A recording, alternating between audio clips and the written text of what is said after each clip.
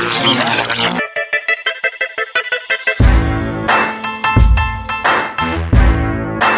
listening to PDR Tool Talk, all about PDR stories, tools, and techniques. For the thousands in attendance, ladies and gentlemen, let's get ready to rumble!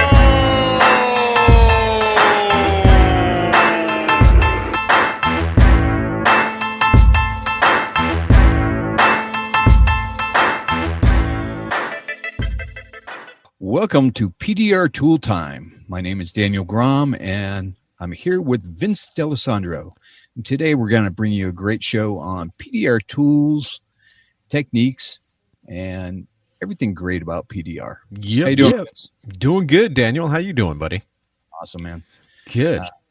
Been having a great week, and I'm excited, man. I just, every day I'm in this business, I don't know what it is, but lately I've been getting more excited about my business. And I was talking to Mike a little bit about it, and he was losing a little bit of that. And one of the things I think that made a difference for me is that I don't have to deal with customers as much as he has to. Yeah. You're lucky in that aspect. Right? Yeah. You know, you have your office lady. Yeah. She's just awesome, huh? Yeah. And she's my buffer, man. She deals with the customers, good and bad. And she only brings me out there when I have to. Yeah. And I'm happier just working on the cars and not having to deal with the customers sometimes. I like dealing with them when they're super happy. And, you know, I had some great customers come in today that were just so stoked over the repairs. And this one lady was just raving about me. And that's what's great about our business. You know, we get those rewards.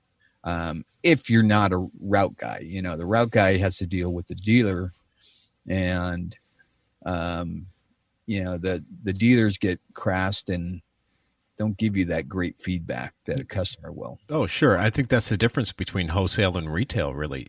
You know, but there's a trade-off, right? Because when you're working on retail all the time, you don't have, it's 6 of one, half dozen of the other, if you think about it, because wholesale will sit here and be like, oh man, I'm sick of dealing with used car managers, wholesale techs, you know, I'm sick of dealing with body shop guys and technicians and this and that. Where, you know, retail, you're dealing with one person, the customer. And I'll tell you, man, sometimes they are challenging and sometimes they're wonderful. Most of the times they're wonderful, right? Yeah, definitely. Yeah. I think we're in a really unique business in that aspect where we get accolades immediately. It's like, you know, we save someone's marriage, we save someone's car, whatever, you know, it's like, hey, attaboy, constant attaboys, right? Absolutely. And I think that keeps a lot of guys going for sure. Yeah. If you're getting burnt out on the, and you're a route guy, maybe you should look at switching over to retail and getting some of that. Yeah. Well, you know what's funny, Daniel? I had an adjuster in today, writing up a couple cars that we had in the shop for repair. And he's like, you know, I looked you guys up on Yelp and man, you have 100% 5-star ratings and this and that. I go to so many body shops. They got 2 stars, 3 stars, this and that. It's like, what are you guys doing different? I'm like, well, first of all, we don't have big repairs and we don't have big, you know, expectations. We're fixing door dings. We're fixing minor damage and, you know, more of the annoyances, not someone that just drove into a pole and they've lost their car for 2 months and have to deal with all that and insurance and stuff like that. So, you know, I think body shops have it worse when it comes to reviews than we do. Well, or you have the customer like I had today, came in and both doors were damaged and he got an estimate from a body shop, and the customer came in and said, wow, you did a beautiful job. And I went, thank you. He goes, yep, you saved me $2,700. Attaboy. Yeah. And I think we charged him $800 for the door. Yeah. And it took me about 3 hours to do the job. But he was stoked. I was happy. everybody's leaving happy, so that's good. And I think that's the thing with PDR is it's a win-win for everyone. It's a win-win for us. It's a win-win for the customer, for insurance, for everyone. You know, it's good.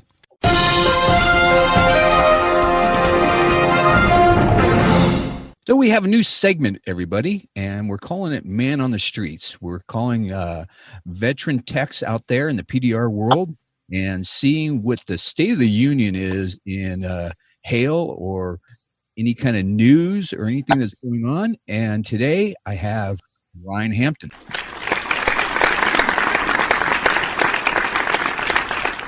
How you doing, Ryan? I'm good. How are you guys? Fantastic. Awesome. Now, most of us know Ryan. I've known Ryan for years now. Daniel, yourself too.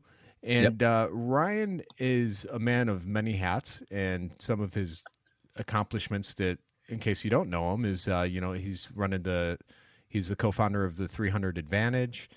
He has his Hail Radio. He was the founder of PDR Nation. He's also the founder of the Hail Company. And currently up and running is the Axiom Accident and Hail Repair. So we're going to touch a little bit on that as well with Ryan. But first, Ryan, take us to the current state of the union with hail. What's going on out there? Where are you, first of all? I am in Denver, Colorado right now. Okay. You work in a hailstorm now?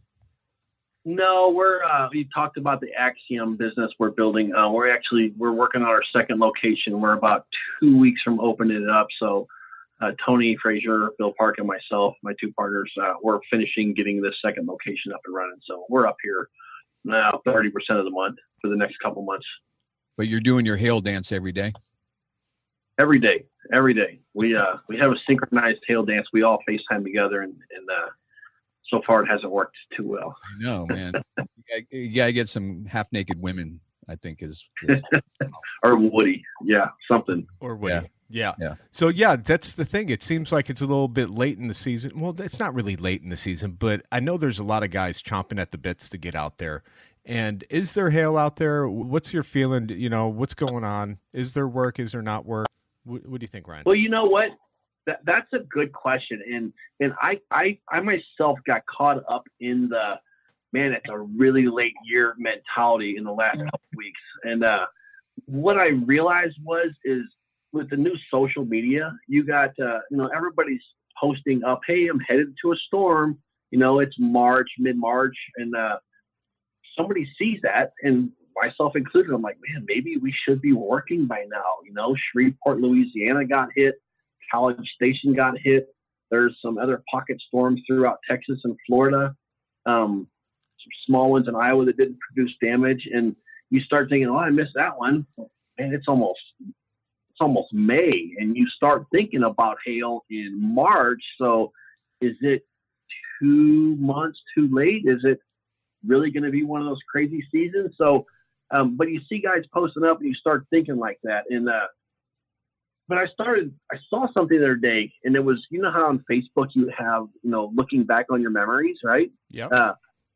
A memory just came up this morning, and it was me and about 20 guys. We were working at a dealership in southern Missouri, and I remember the dinner. It's a big picture of dinner there, and we were all working. We were the first ones working that year. It was the first storm, so it kind of opened my eyes enough and said, it's really not late.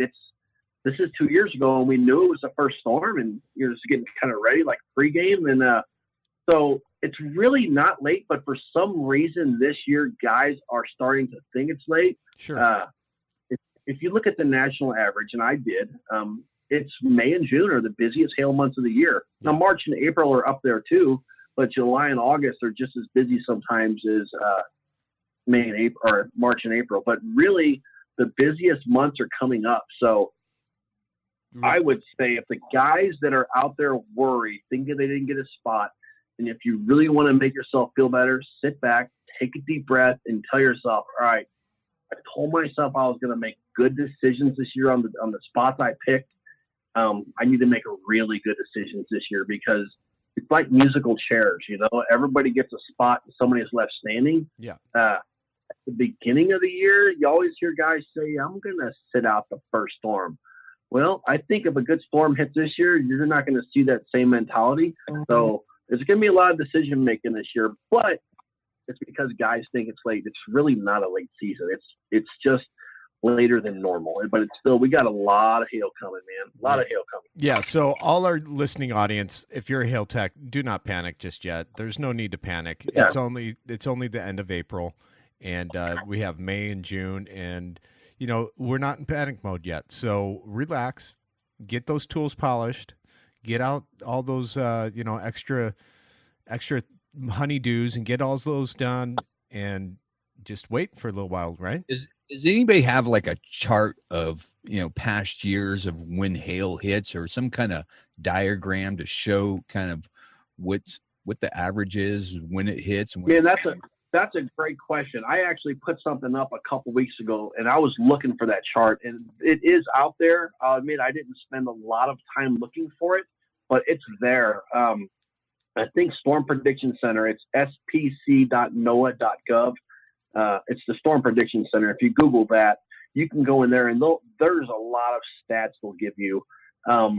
There's also, if you Google it, I don't know the sites, but I know Google's awesome. You can Google insurance risk management, and there's going to come up some sites that these companies go out and they collect data for these insurance companies.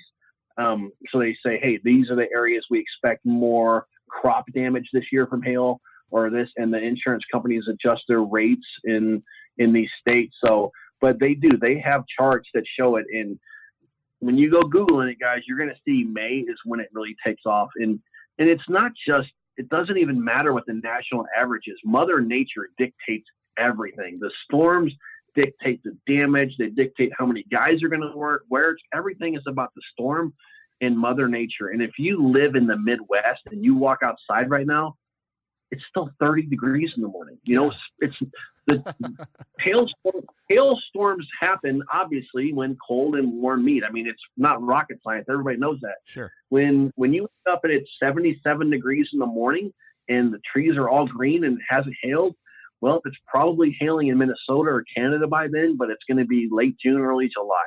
Yeah. But when you don't have any leaves on your tree, nothing is blooming, there's no flowers, forget what day of the month or what month it is. It's just Mother Nature is late. So sure. There's nothing to worry about. I mean, all the signs are there, but like I said earlier, for some reason, people are panicking a little more this year, and hopefully it doesn't lead to desperation and, anybody, struggling.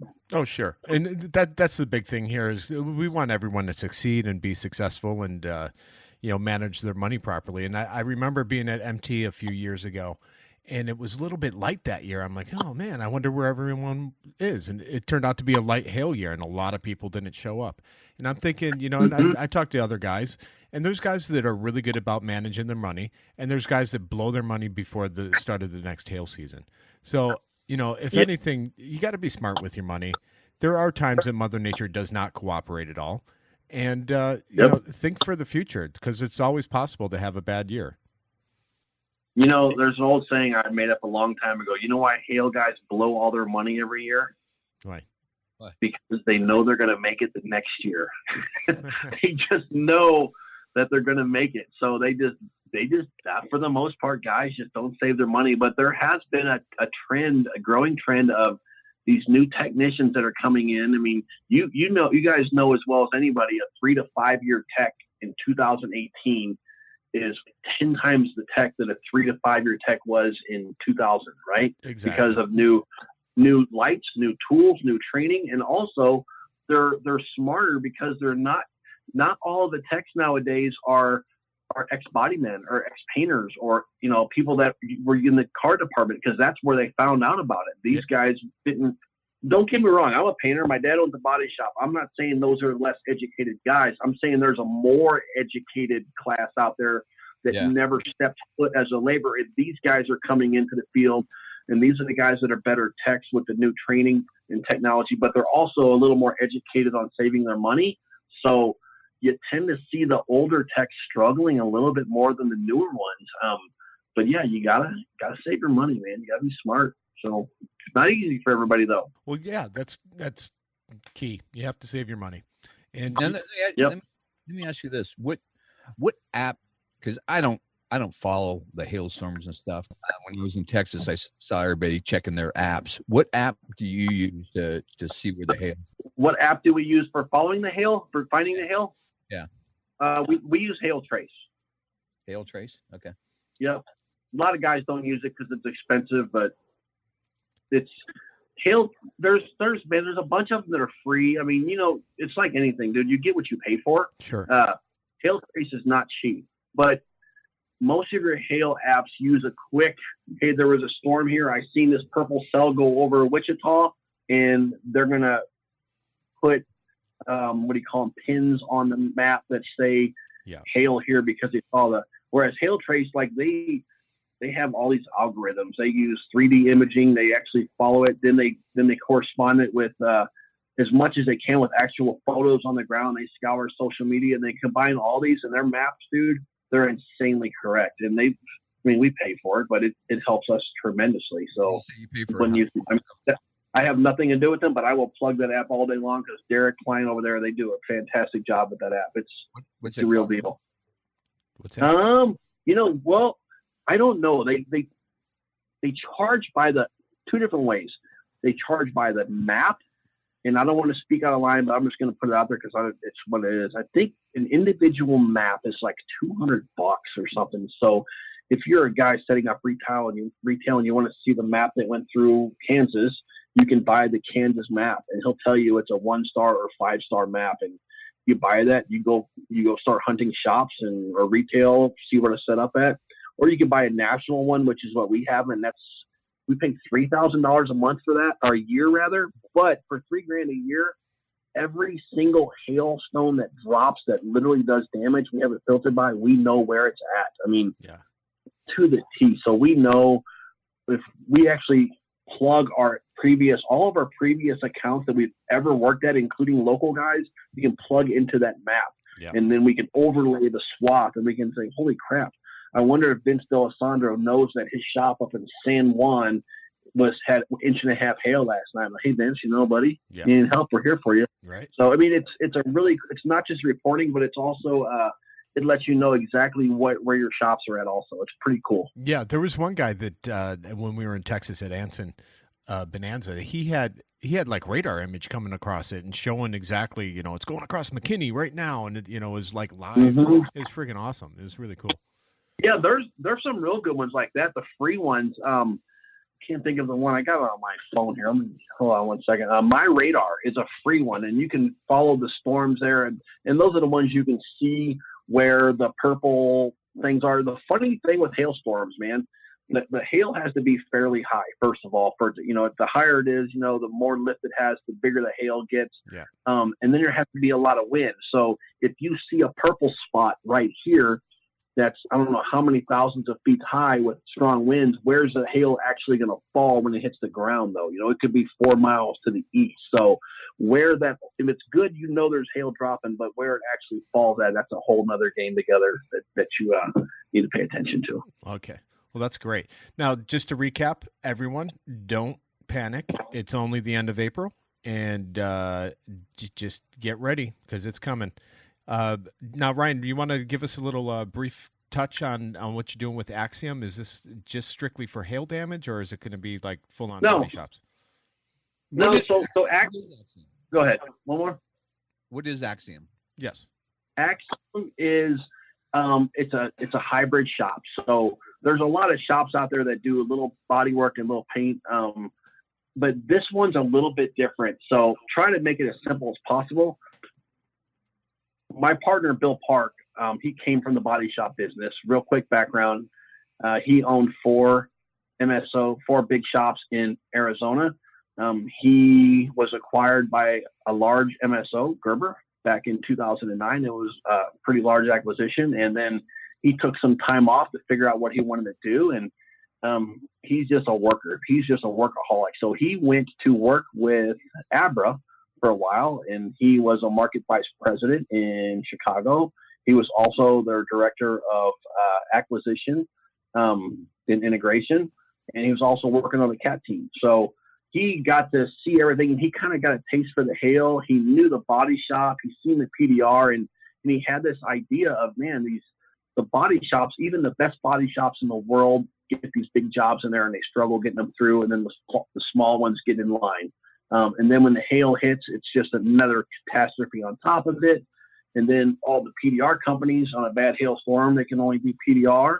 And then what do they do with their body work they need? They take it to a shop that's already buried, right? So all of these scenarios, he had an idea and we talked about it, and we're creating a shop that it doesn't, what we do there is we do not do structural damage. If it requires frame damage or frame repair or structural repair, other than a roof skin, we don't do it. But what we do is small damage and hail. And we're obviously going to start them up in hail prone areas because that helps us prove out the model fast and it gets us to work right away. But it doesn't require hail to succeed. Hail is just a bonus in the model. So, so you could do there's a lot of panel replacement and stuff a lot quicker. You're not getting a frame damage or anything like that. State-of-the-art welders that when you weld a roof on, it gives you a readout, tells you the resistance of every single weld. We pull all data reports on every roof we replace. Everything is done. Everything is scheduled, parts ordered, everything approved before the car hits the lot. And it is constant workflow. So when the car gets to the shop, it never stops working until it's done. Real quick, we did a RAV4 roof skin replacement. Got there at 8 o'clock. It was delivered by 5:30 the same day. We did a $13,000 Silverado full roof, hood replaced, body the sides, the whole thing in 3 days. So every job we try to get out in 3 days. We've had 3 or 4 insurance come by and look at it, and every one of them have come back with more people. They're interested in working with us. Not DRP. We're not DRP, and we're not making any concessions. We're offering them a better product, and they're eating it up. So PDR is heavily involved in that. Even if it's not a full conventional repair, we will use the PDR process to shrink that repair from a 18-inch crease with a monster in the middle to a 4-inch crease that can stay painted within that panel, and the blend doesn't need to go further. So, and the last piece is the technology. We use gas catalytic drying technology from Climac and GasCat. It's not cheap stuff, but it's the kind. As a 17-year painter, dude, I'm gonna say it real quick. I was skeptical. So, but it will literally dry the paint in less than 5 minutes to where you can sand or run out and buff it.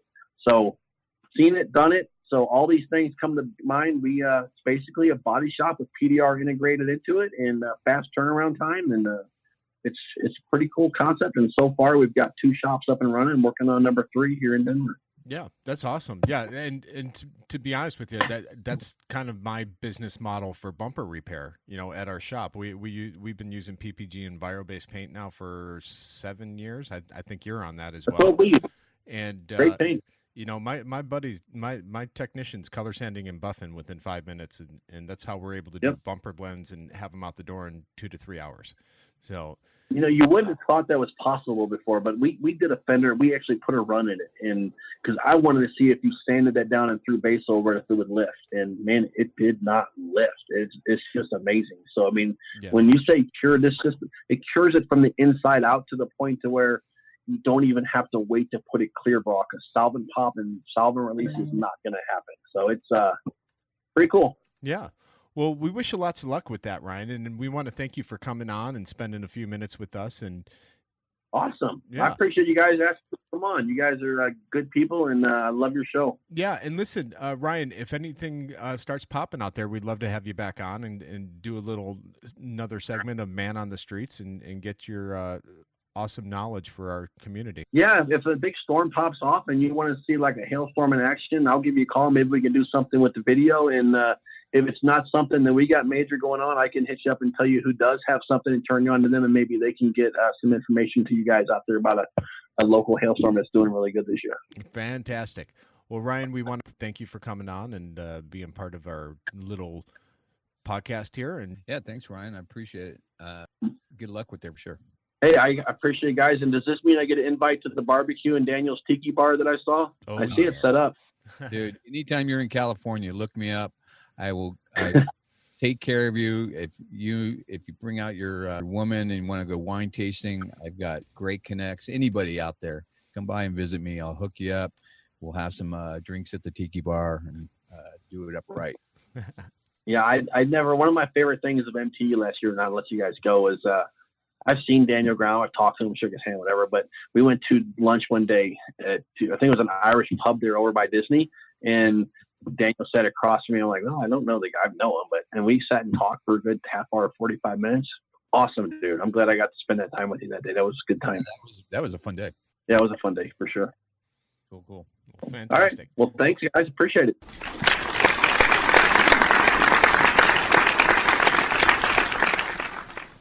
So, what are we talking about today, Daniel? Get into tools, man. I wanted to talk about like some of the tools I was using today.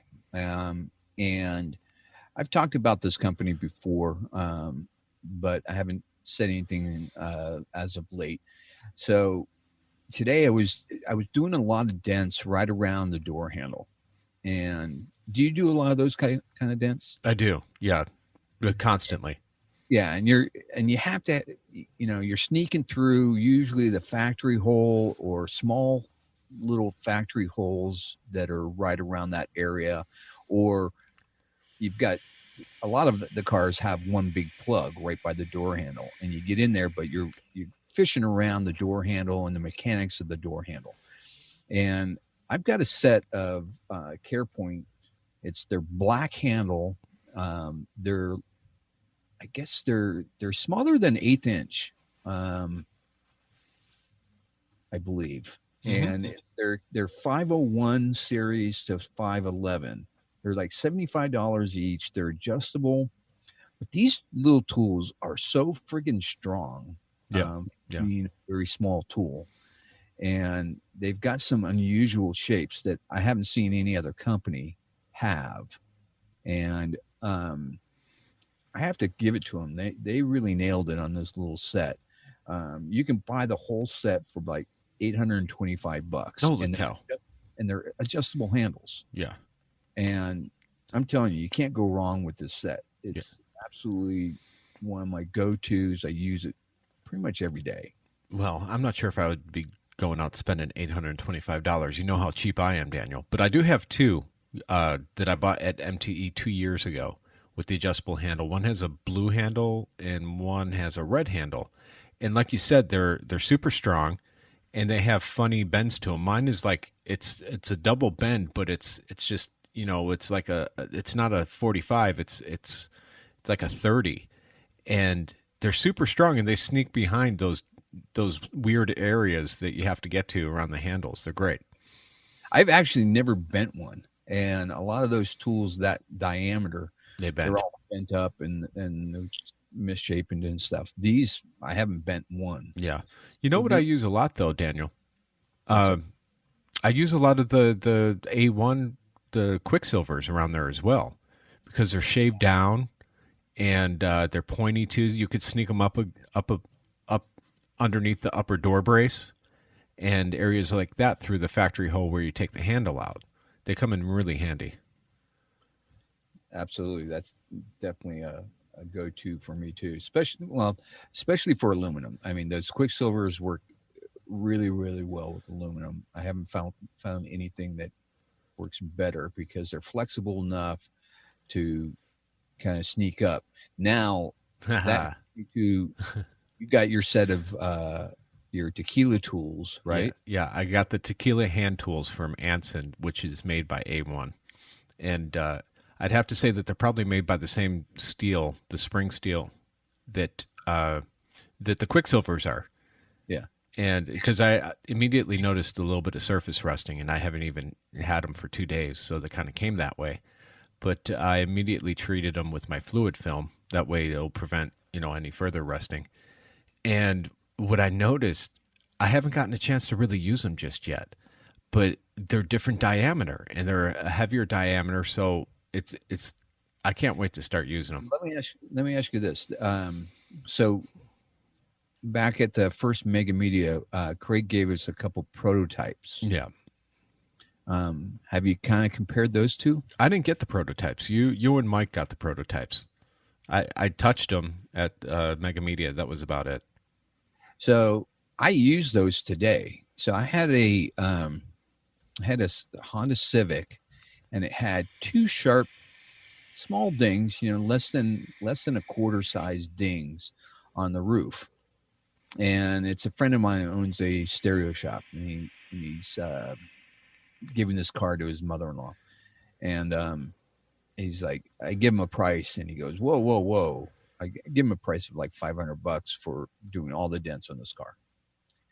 But there's 3 on the roof. And he's like, no, dude, I'm giving this car away. I don't want to spend a bunch of money. And I go, well, I can try glue pulling it and save you some money. So I tried glue and pulling it, but it just left a little pea-sized little sharp little ding in there.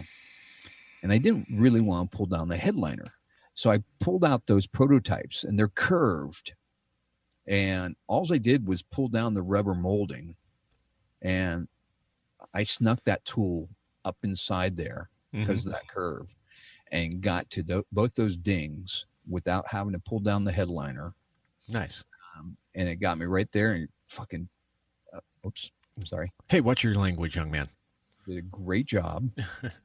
A friggin' great job. And it did, so now I'm regretting not getting the tequila tools. Well, you could always order them at ansonpdr.com. Not that I'm doing a plug, but yeah, buy them. Yeah, we are. Okay, we're plugging them. Buy them. If you're a hill guy, these are the tools to have. I know, Paul Corden pushes those Excalibur hand tools that you could get over at Carbon Tech. He's the only distributor for them. And those are some pretty drastic bends in them. And I could see the purpose for those when you're getting into the back of the trunk or things like that. But these tequila tools, they're different. You're definitely going to get more use out of the tequila tools. Yeah, I think. But now I do see the use on those. Now, I got home and I had a present waiting for me from Ultra. Now, it's the ratcheting handle, right? And I'm like, I opened it up and I'm like, what the hell? Why am I getting a ratcheting handle? I bought one of these, like a month ago. And I'm like, crap. He's going to charge me for another ratcheting handle. I don't want 2 ratcheting handles. That was me, dude. No, it wasn't you. It is under warranty. They found a flaw with them, okay? I talked to her and I said, yeah, send them. Oh, it was you. Yeah. But I got a letter, so everyone's getting one. It's not just me. Yeah. So I hooked you up, brother. Well, you found a flaw. So what's the flaw in the ratcheting handles for the guys out there that have already bought them? Because it looks like they're getting a new one. Well, I got the prototype. So, it was too tight. It wasn't really falling, when you spring it out, it wasn't really fully springing back in. So it was a little bit too tight in the tolerances. Okay. So I don't know what they're doing exactly. She didn't try to explain it to me. I'm not sure she even really knew, but no. Well, thank you, Daniel. Now I have 2, which is good because seeing that you came to my shop, a month and a half ago or whatever, and made fun of me for not having a lot of tools. I now am building a second set. I got my mobile set and I got my shop set. Yeah. And that was one of the reasons why I got the tequila tools too, because I wanted to be able to have a mixed set of both mobile and at the shop. Plus, what happens if your car gets stolen with all your tools in it? Yeah, I'd be out of work. Yeah. So thank you, Daniel, for thinking of me. At least for a few days until all your friends came to your rescue and sent you tools, right? Yeah, I'd do a GoFundMe page and all that good stuff, and get a full set of tools, right? Yeah, definitely. Yeah, but one of the other tools, I can't say this enough. Mobile Tech. I made a post. Did you see my post I did a week and a half ago? I posted a one dent for $1,500. Yeah, and it took you like an hour to fix it. No, it took me a while. It Okay. took me like 4 hours and a little bit, maybe. It was a challenging dent, but that was a ceiling for me. That was, $1,500 was something I wouldn't have thought of asking for a dent. Sure. And that was kind of a big deal. That's kind of why I posted it is I wanted to hopefully inspire somebody else out there. And I'm telling you, mobile tech is making all the difference with customers. They're not, excuse me, they're not questioning the estimates when it comes printed out and looks all official. I mean, it's amazing. I'm glad you finally got on it, Daniel, because I mean, you weren't on it for a long time and this and that. And I'm so glad you finally get. It was price a dent. Yeah. That was the thing I was waiting for. It wasn't really set up the way I really wanted it. And once they added that, then I was all in. And I can understand that as a retail tech and as a shop owner, because we don't do any hail out here, guys. Our listeners, it's very rare that we get a hail car in there. So, the retail that we're doing is just monster dents or door dings. And I'm already priced out of door dings. My competition gets all my door dings, unfortunately. Well, then you got to just push quality. Exactly. Yeah. I talked to a customer today about that, and he goes, "Well, I almost used one of these mobile guys," and I go, "Well, you have to understand these mobile guys just go to dealerships, and the problem with that is they only have to push out the dent good enough for the car dealer to be happy and sell the car. So they really don't strive for perfection like I do every single day, and you get better when you're striving for perfection. Because I used to be on the road most of the time, and I had somebody else here in the shop, and there was definitely a difference in my work when I made that switch. Oh, sure. And I saw that over like a couple months periods of working in the shop after being on the route, and my work got way better. So. Yeah, no, you're absolutely right. And the cool part about Mobile Tech RX is they're always updating it. And from what I've seen online and talking to John and stuff, there's some huge monster updates coming up right around the corner here. Like any day now, we're going to be getting some really cool stuff. And I can't wait because me and you've seen it. We can't talk about it, but yeah, it's really exciting stuff. It is. You know what's cool too is when myself and Daniel here, we're going to have a whole bunch of guests coming up here. This is kind of our pilot episode, just manning the controls ourselves. So just give you guys a heads up. Like if you listen to last week's episode, Mike and John, they're going to be taking a little bit of a break, wrapping up their mega media stuff. But we have some really cool, innovative stuff coming down here, and some of the companies that we know and love, they're launching stuff, and it's coming right around the corner. Like within the next couple of weeks, we're going to be seeing new lights, we're going to be seeing new tools, and all sorts of stuff. And I'm chomping at the bits to start sharing it. I know it sucks. We get the early info and we can't talk about it, and then I'm constantly texting these guys and saying, "Hey, when's it come out?" Oh, another couple weeks. Can I talk about it now? Yeah, it's hard, man. But what a terrible life we have. Yeah, I love geeking out on it, man. It's good. Yeah, it's good stuff. So, Daniel, what is coming down the line on your end? What do you got going on? Well, as you know, I got my PDR glue out there. Guys are starting to use it and starting to talk about it. It finally got put on the Anson website. So please go out and buy a pack for me. Give me your feedback. I want to know what you guys think of the glue. And so it's unique because there's two glues in one pack, orange and black, Harley colors. I developed it for heavier metal. It still sets up pretty quick, not as quick as some other glues, but it does set up very quick for rails and stuff like that. And I want to hear what you guys think. You tell me. I tested it for a while and I'm loving it. I use it every day. I posted me stretching out some gangrene tabs. I got a brand new packet of gangrenes, and I don't know if I got a bad pack or my glue's that good, but I was stretching the hell out of them, and my first set didn't seem to do that as much.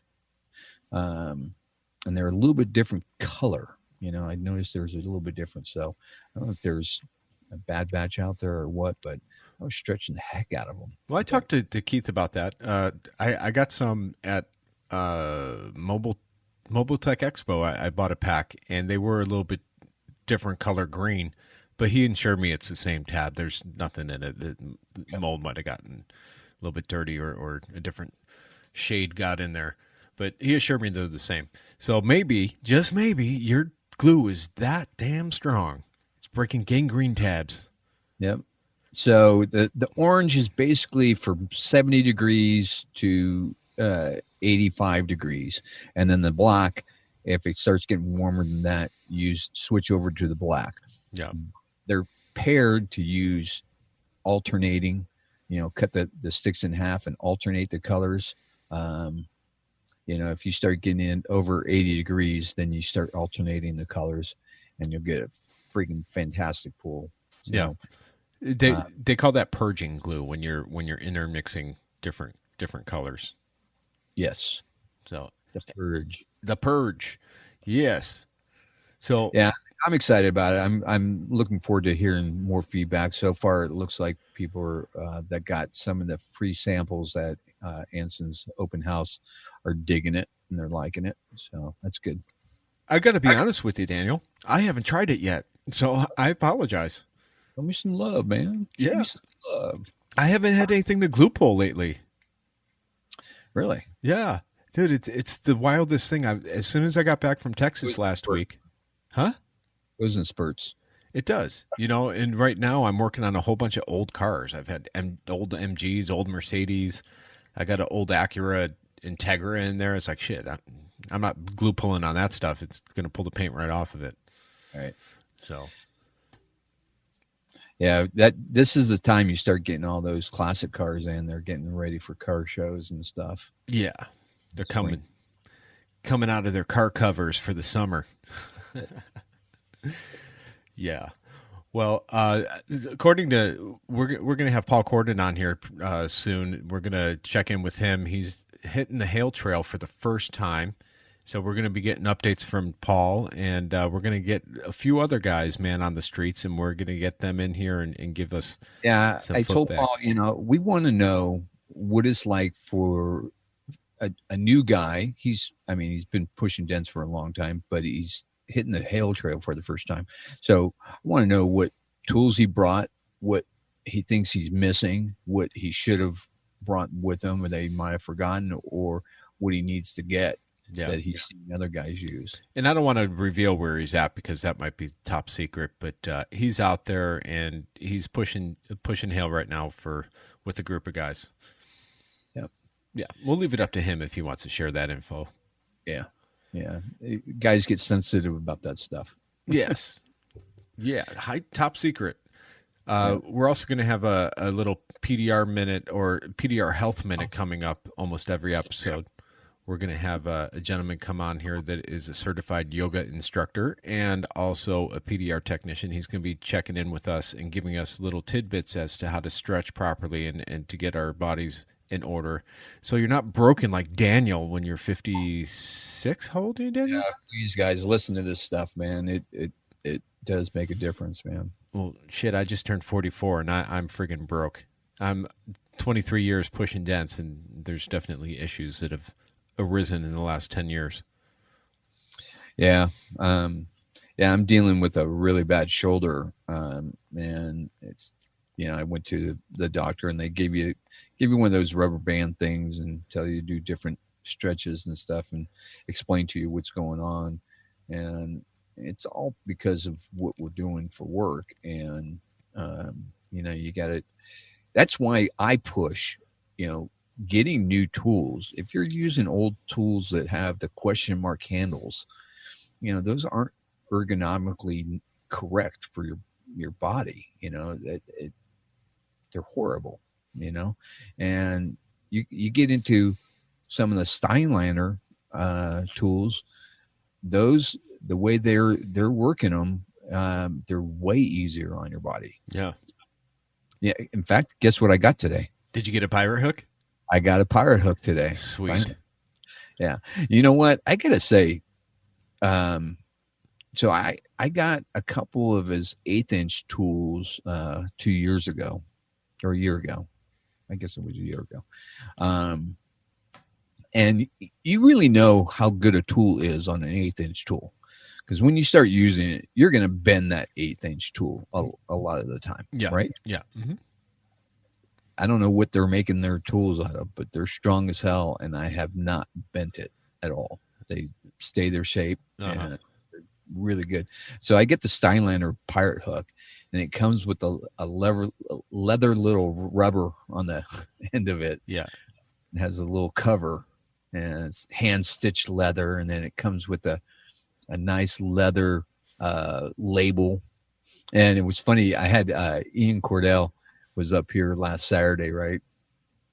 And he comes up. If you guys don't know who Ian is, he looks like a NFL lineman, or he's about that size. He's probably 280 pounds, maybe. He's a big guy. 6'2". He's not fat or anything like that. He's just a big boy, man. His hand covers my whole head. Got sausages for fingers, man. And it was funny watching him. He brought a Harley fender to work on. And so I showed him how to mount it, and he's working on it. And he brings out his hammer, and it looks like a toy in his hand. He's sitting there hammering on it, and it looks. He's got one of those sand-filled hammers, but a real small one. Yeah. And he's tapping on it, and it looked comical. Anyway, he's got a whole set of Steinlander, right? But he's got all the leather tags still on the tools. And I go, why do you still have those on? And he's like, oh, it's like, when you get a new hat, you leave the tag on it. Really? It's funny. Yeah. Well, I got to be honest with you. I leave my leather condom on there, or leather cover. Man. I do. When I'm done pushing, I slip it back on, because I want to keep that edge nice and clean and smooth, because that's a dragging edge. You know what I mean? Right. So I don't want any pits, or I'm rough on my tools. I throw my tools all over the place, but I don't throw that tool around. But you took the tag off, right? I did take the tag off. Yes. Okay. I think it's a young guy thing. Yeah.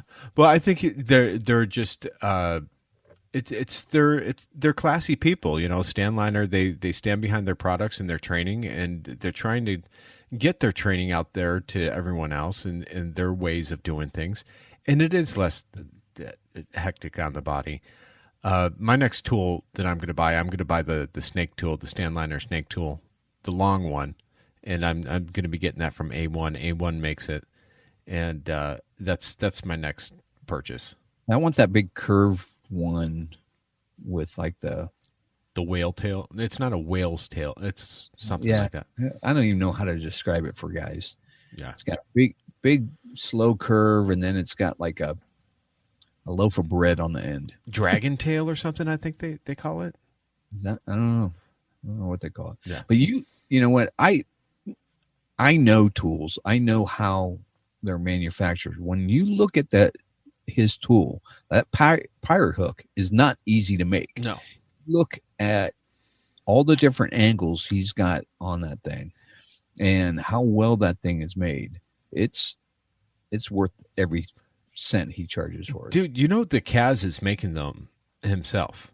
Yeah. Those are handmade tools by Kaz himself. If it has a green and black handle on it, and it's coming from Lithuania or Stanliner tools, he's making each one of those. That's why they're always out, Yeah. So he's. I had to wait. I think I ordered it a month ago. Yeah.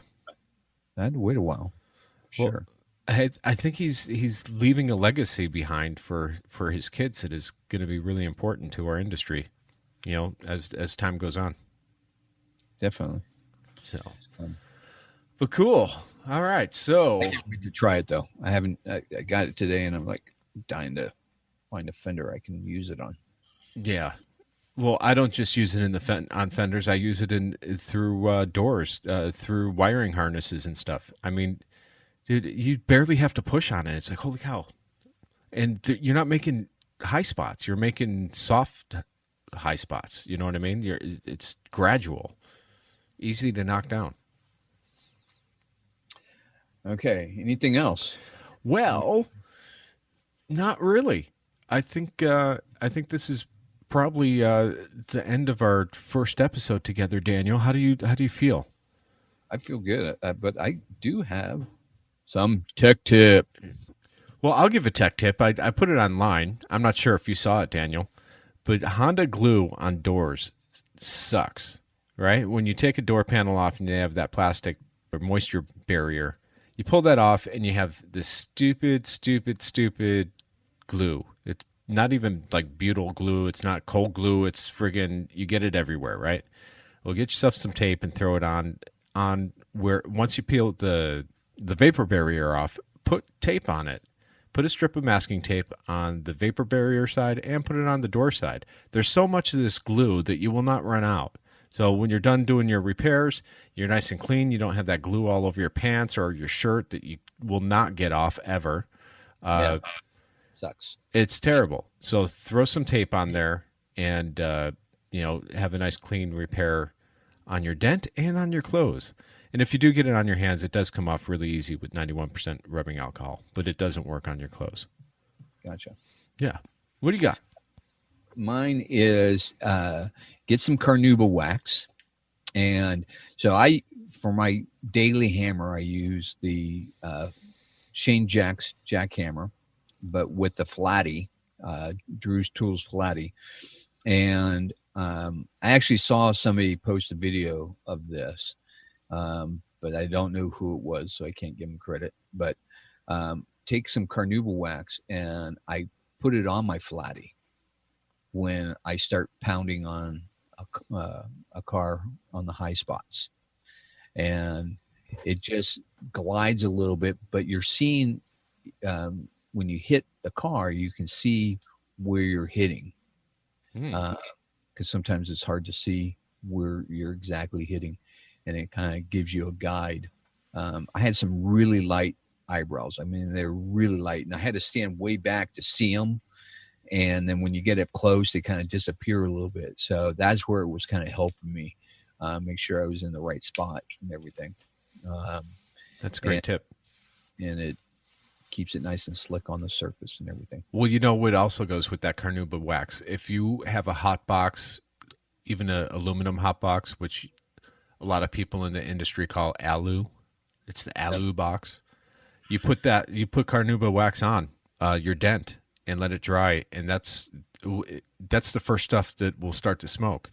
So you put the carnauba on the dent, and you're working with your hot box, and when you see smoke, stop, because if you go any farther, you're going to smoke the paint. The first thing to smoke is the carnauba wax, so you know you're hot enough, and move on.